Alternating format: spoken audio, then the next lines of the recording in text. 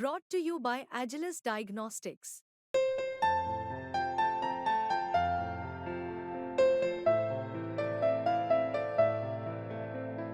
Agilus Diagnostics. मैं जानना चाहूँगा स्वामी आपके नाम के साथ लगाना लोगों ने क्यों शुरू किया और अ, भारतीय चिंतन में और भारतीय दर्शन में जितनी भी परंपराएँ हैं, उनमें ज्ञान, भक्ति योग तमाम तरह के विचार आते हैं। यहाँ तक कि ईश्वर को लेके भी जो अवधारणाएँ हैं, वो बहुत सगुण, निर्गुण, द्वैत, अद्वैत। मैं इन बिंदुओं पर नहीं, लेकिन मैं ये जानना चाहूँगा कि आप अपने आप को इनमें से किनके करीब पाते हैं और आपका उद्देश्य क्या है जीवन का? मैं नियतिवादी हूँ, घोर नियतिवादी हूँ। तो उद्देश्य के चक्कर में नहीं पड़ता। मेरा ये मानना है कि ये पूरी प्रकृति जो है, वो केवल और केवल ईश्वर के आनंद के लिए बनी हुई है, उसके मनोरंजन के लिए बनी हुई है। ये उद्देश्यों का ठेका मेरे को बड़ा अहंकारी लगता है।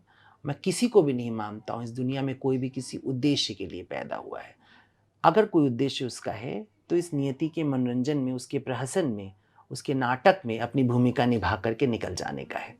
तो जितनी भूमिका मेरे हिस्से में लिखी होगी नियति ने, मैं उतनी भूमिका अपनी निभाऊँगा और मैं निकल जाऊँगा।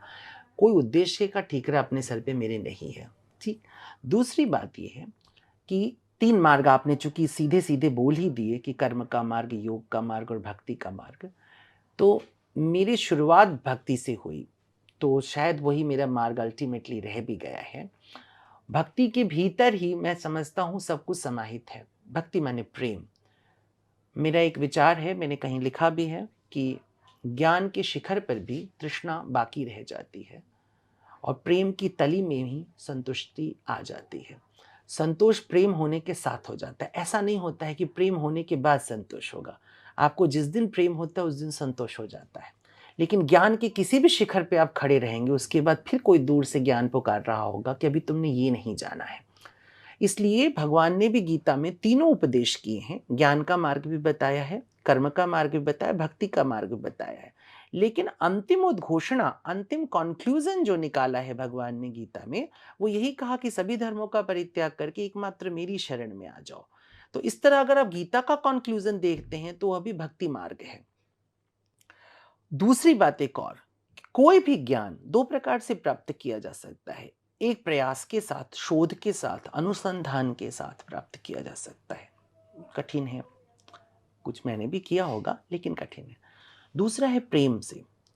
मैं समझता हूँ आप जिसको प्यार करते हैं, आप उसके बारे में सब जान लेते हैं और उसमें आपको कोई संघर्ष नहीं करना पड़ता। जैसे आपकी माँ आपको कब भूख लगती थी, कब आपको प्यास लगती थी, वो जान लेती थी। आप अपने बच्चे के दुख-सुख जान लेते हैं, अपने माँ-बाप के दुख-सुख जान लेते हैं, आप अपने पति, पत्नी, प्रेमी, प्रेमिका के दुख-सुख जान लेते हैं। जिन चीज़ों से आप प्यार करते हैं, आप कभी अपने मनोविज्ञान में जाइए देखिए, आपको उसके लिए एफर्ट नहीं करना पड़ता है, आप जान लेते हैं। तो मुझे लगा कि अगर मैं इस विश्व से प्यार कर सकूँ, तो शायद मैं इस विश्व को भी सरलता से जान पाऊँगा। तो मैंने लगभग हर चीज़ से प्यार करने की कोशिश की और या यूँ कहूँ मुझे प्यार होता चला गया और जिन-जिन चीज़ों से मुझे प्यार हुआ, सिर्फ़ वही-वही चीज़ें मेरी व्याख्याओं में आई हैं।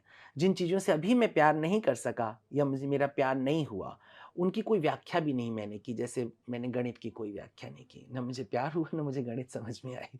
लेकिन जिन चीज़ों से प्यार हो गया, मुझे हिंदी से प्यार हो गया, मुझे उर्दू से प्यार हो गया, मुझे तुलसी से प्यार हो गया, मुझे गालिब से प्यार हो गया, मुझे मीर से प्यार हो गया, मुझे वर्ड्सवर्थ से प्यार हो गया, मुझे खलील जिब्रान से प्यार हो गया, मुझे मैरिलन मनरो से प्यार हो गया, मुझे लता मंगेशकर से प्यार हो गया।